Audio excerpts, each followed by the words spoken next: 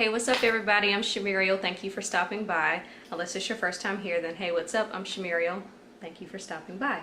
And today's video, as I'm sure you can tell by the title, is a belated recap of season 3, episode 1 of Insecure. I asked some of y'all in my vlog if you thought I should do it. I got a yes, literally one yes. So off that one yes, I'm like, yes, this is happening. So we'll see what kind of response I get, and that will determine whether or not I'll continue to do more. So I'm going to recap episode 1 for you and episode 2. I'm a week late for episode 1, but it's okay. So we're going to go ahead and get into it. Season 3, episode 1 of Insecure, titled Better Like. When we last left Issa, her and Lawrence were done. They had their closure, and she was telling Daniel that she was going to stay with him and that she was going to sleep on the couch. So we pick back up from there. This episode starts off, Daniel is in the bed with somebody. Based off the noises this chick is making, he is clearly giving her the business. She's a beautiful brown skinned chick, so you're like, oh my god, it's Issa. Like, Issa and Daniel are getting it in. No, it's not Issa. It's just not. But Issa is nearby. She's in the other room on the couch listening to old girl get the business. Because remember, she told Daniel she was going to sleep on her couch, on his couch. She is in fact on his couch listening to him bone another chick. So that's where Issa is right now. I'm a little curious as to why. Like, I kind of almost feel like old girl, like Daniel looked like he was doing his thing, but like I almost think that old girl was so loud just to let Issa know, like, yep, this is happening. Because I'm like, ma'am, you don't want to just tone that down just a little bit, especially knowing somebody's in the other room. It's one thing to know you have neighbors and they may or may not hear you, but to know there's someone literally in the other room and they can definitely hear you, and you're still like, you know, Mariah Carey octaves loud, that's a lot. So while Daniel is boning this other chick, Issa's phone goes off and she leaves his house, and you learn that she now has a side hustle as a Lyft driver. So the next morning when Issa comes home, she runs into Daniel. Obviously it's his house, and she's like, did you know I was at the house last night? And he was like, yeah. And I was like, dude, I mean, that's bold. I mean, again, it is his house and she is his house guest, but there's a level of consideration that I kind of felt should have been there, but whatever. He says he knew she was there, and it is what it is. So Issa still has a job at We Got Y'all, which after the way last season ended, I wasn't so sure that she was going to be able to continue that job, and the fact that she was doing Lyft, but it was also kind of established last season that she was having some money problems. So she still has a job at We Got Y'all, and one of her coworkers drops by and she's like, yeah, here's a list of some schools. You need to call them and follow up with them, but you know, ignore the ones that are scratched out because apparently they don't want to work with us anymore. And so Issa's like, well, why don't they want to work with us anymore? And the old girl was like, I don't really care why, it doesn't matter. So Issa takes it upon herself to reach out to these schools and be like, you know, why don't you want to work with us anymore? And they had a variety of reasons, one of which was you only have one black employee and you're supposed to be like helping black and brown people, but yet your company doesn't reflect that in your staff. One person said, everybody you sent to us was mean and white. And then somebody else said like their curriculum didn't like cater to whatever it is they had going on. So the schools had some concerns, and so Issa took it upon herself to talk to Joanne, who's over We Got Y'all. And Joanne did not take well to that feedback. She was just like, well, nobody told you to call those schools. And she was like, every time there's a problem, you're involved somehow. And I was like, And I felt bad for Issa at that moment because I think she was genuinely trying to help Joanne. But I personally think that We Got Y'all is in some sort of trouble. And so for Joanne's flaws to be pointed out, I personally think she may be taking it a little personal. Oh, and speaking of flaws, one of the other reasons a school said they didn't want to work with We Got Y'all was because their logo was racist. And the logo is like a white hand with black kids in the palm of the hand. And I didn't even think about that all the past 2 seasons. I didn't even think about it. But when they said it, I was like, yeah, I can see that. So Issa takes these concerns to Joanne, which she's promptly shut down, and Issa just goes on about her business. So Issa's friend, I think her name is Frida, she's looking kind of weird this season. Like her eyes, I don't know if it's because her hair is straight and short or her eyes look weird, whatever, but that has nothing to do with it. But anyway, so Issa's friend, I think is Frida, She's in her new position, and you could tell that some of the coworkers are salty about it because when she got the position last season, everybody was just kind of like, you know, giving her the slow, dramatic, polite, but not really polite clap. So obviously they're still reeling from her being given this promotion. And so Issa asks her, like, hey, have you had a chance to talk to Joanne about when I can get back out in the field? Because that was a part of her punishment last season, was being removed from the field. And she was like, look, I just got this job. You my girl, but I'm not trying to rock the boat. I'm just trying to get my check. So Issa was like, all right, I understand that. So Molly's been on vacation, and since Issa's, well, at that point she kind of quit Lyft for like 5 minutes, but Issa goes and picks her up from the airport, and Issa is telling Molly about Daniel banging other chicks, and Molly's just talking about how messed up it is because Issa and Daniel have history, and you know, for him to be doing that literally within feet away from her is messed up.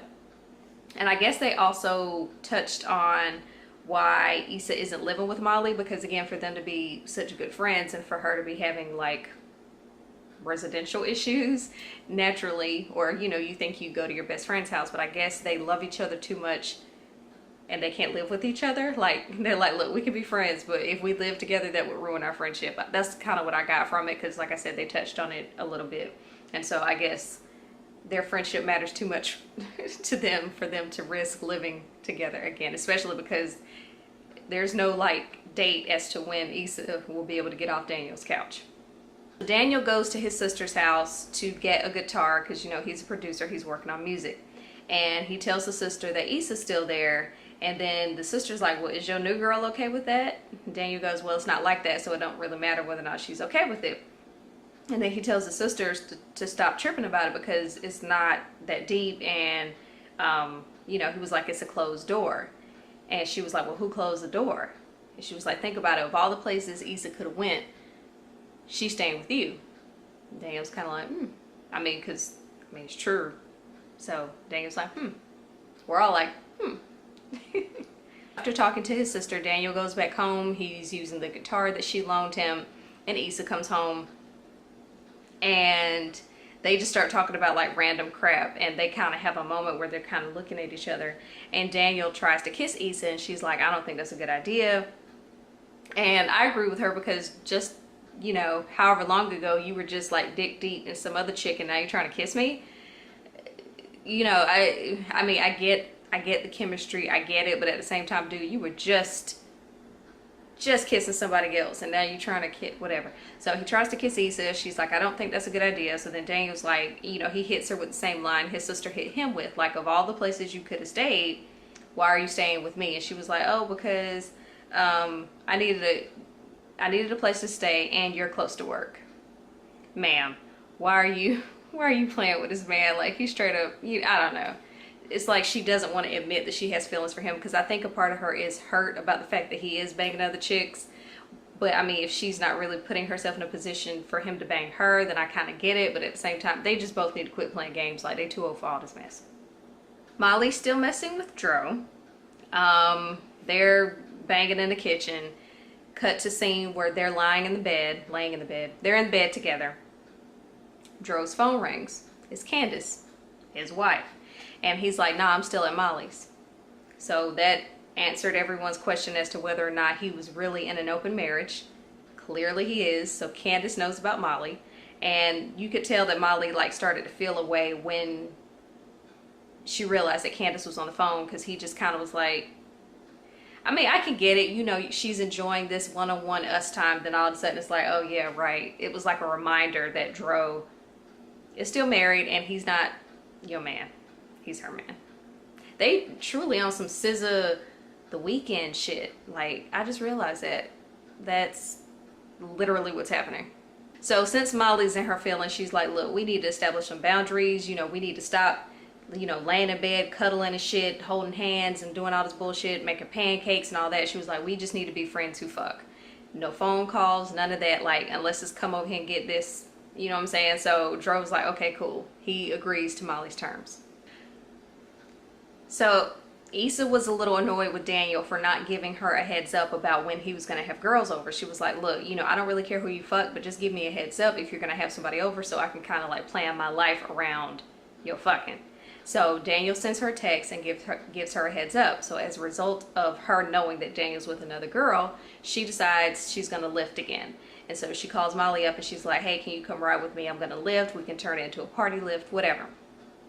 So that's what they do. They go pick up people, and they pick up a dude who's very cute by the name of Nathan.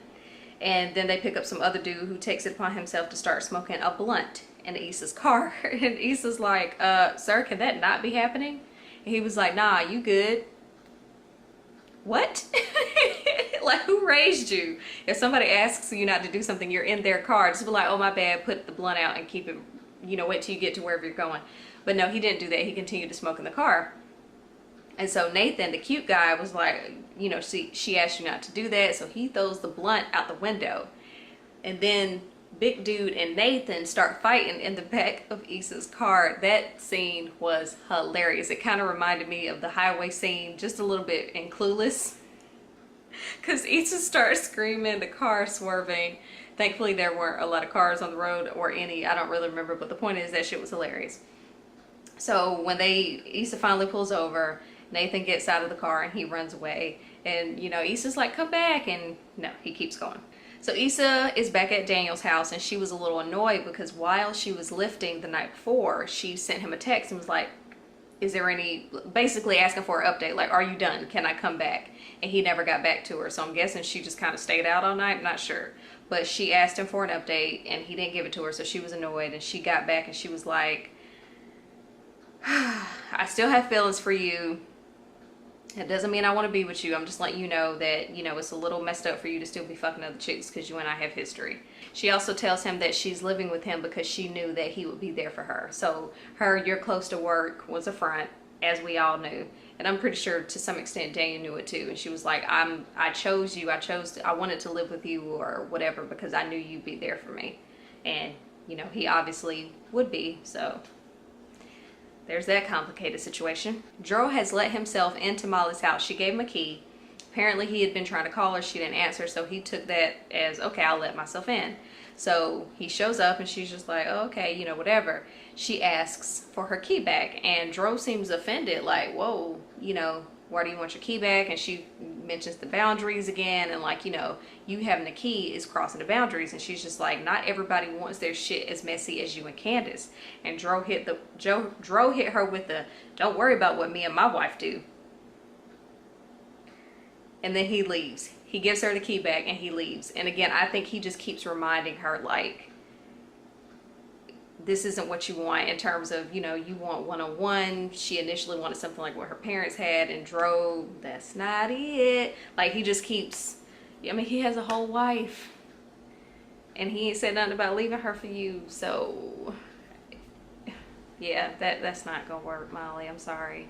Remember how I told you Nathan, the cute guy in the lift, ran away after the fight in the car? So he leaves Issa a $50 tip for her Uber ride. And so I'm hoping that means we'll see more of him because he was cute. But yeah, so he leaves her that tip after leaving her on the side of the road after getting in a fight with a dude for smoking a blunt in the back of her Lyft. So obviously, you know, it's already kind of like a crazy season. Interested to see what's going to happen with Issa and Daniel, or whoever her love interest will be. Especially, I'm curious to see what's going to happen with Molly's life. Sometimes I feel like Issa must have been like bad, like this isn't her season, or, you know, she must have been like a bad person in a previous life, because, you know, I just want so much better for her and it's just not happening. And, you know, I just feel like she's kind of Lawrence right now. When Insecure first started, Lawrence was kind of bummy and not employed. She's employed, but she's still not doing as well as she could be. So I kind of feel like she and Lawrence have switched roles, even though he's not there anymore. Do y'all miss him? I kind of don't. I almost kind of wish it would have been a little interesting if, when she needed somewhere to stay, if she'd have hit him up like, look, you know, I know we had this closure. I know we're not going to get back together, or at least it doesn't appear that way, but can I, like, if she would have slept on Lawrence's couch, or he had 2 bedrooms, remember? One for him and one for his feelings. So, you know, she could have slept in his bedroom or whatever, because he broke up with a girl. I don't know. Thank you so much for watching, and until my next video, I'll see you.